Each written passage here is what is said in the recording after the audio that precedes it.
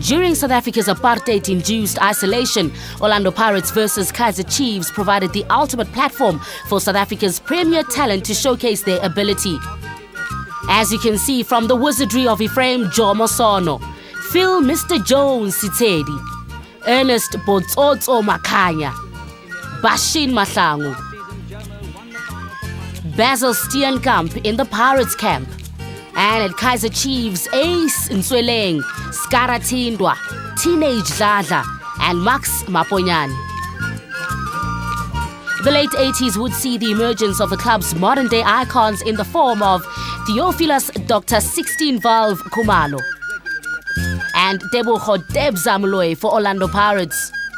Both of these players were second-generation derby players, with both of their fathers having represented the two Soweto Giants in the 70s.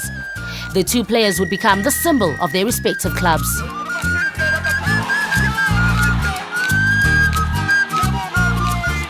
The derby that I really enjoyed when I was a youngster was when Teenage Dladla scored from a clearance when Patson Banda tried to clear the ball, and it hit Teenage on the head, and it rebounded from his head into the net.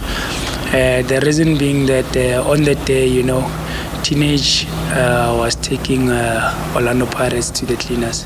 I grew up, Teenage was my football childhood hero, and I really liked all the things that he did with the ball, and I always wanted to be like him because of, he used to excite everybody in South Africa, not only black players or black boys, even the white boys, they used to be excited because I used to have quite a lot of white friends at the time, and all the time when you spoke of Teenage, it brought happiness into our faces. Dr. Khumalo,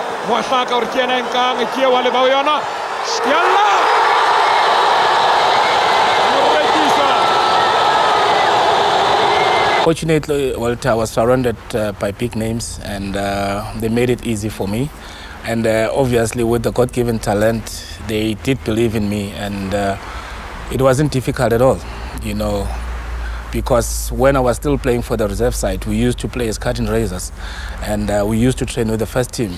So it was easy for us, we gelled easily.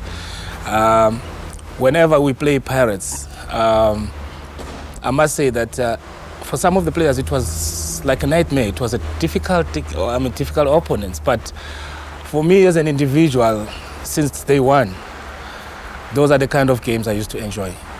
And whenever they say March the 12th, it's Pirates, I'll just probably phone Teboho and ask him, who's my toasted chicken mayonnaise?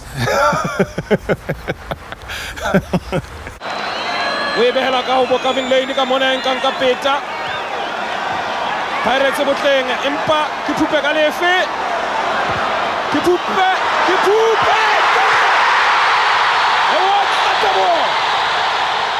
I actually didn't feel any pressure until later stages of my football career, when I had the pressure from everyone. But on my debut game, and it was a derby, Kaizer Chiefs Pirates, I didn't feel any pressure because of, at that time my father was still alive, and he had such a big influence on me before that game, and I think he helped me a lot, and that is why I settled in as well as I did, and he understood what is it that is expected to play for Orlando Pirates, and I also knew what is it to be involved in a team as big as Pirates, because of when I was only 5 years old, I became their lucky mascot when they were playing Zulu Royals at Orlando Stadium, and I realized that day, that Orlando Pirates is a big institution, and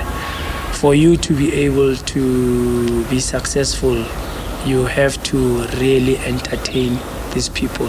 During my era, football was all about entertainment, and I think that is what I'm good at. I can do a lot of tricks, a lot of funny stuff with the ball. Touch on for Khumalo. Philip Mabena. It was a combination between myself and Jacob Chiseve. And then we played Joey Mabena, and I ran into the penalty area. As he was playing the cross, it hit Tens Malisela on his hand, and we awarded a penalty. Then I took the ball, I put it on the spot, and that was going to be a winning goal.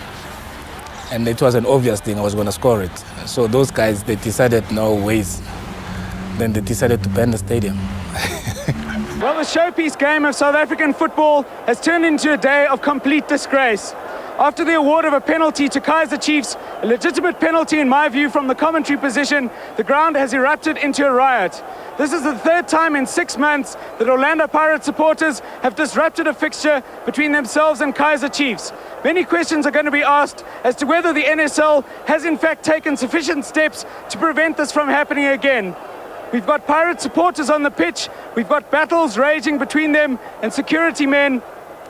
And on a day when South African soccer was hoping to show its best face to visitors from England out here for the Aston Villa-Liverpool fixture, we are showing them the darker side of South African football. Yeah, but for you too, especially Mapagapaga, Amakosi, since day one, please, you can see me, forget the late Manyatela with me. So that means it was my role model, whatever he play Paris.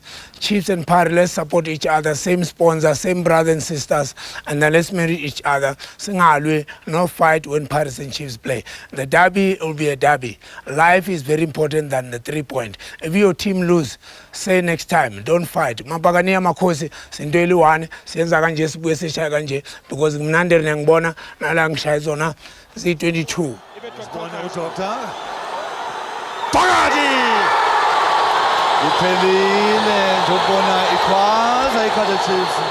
I never thought this rivalry or this match was so big.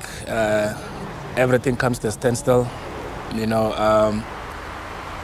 it was up until probably I was 6-7 years at Chiefs. Then that's when I understood what was going on between these two teams.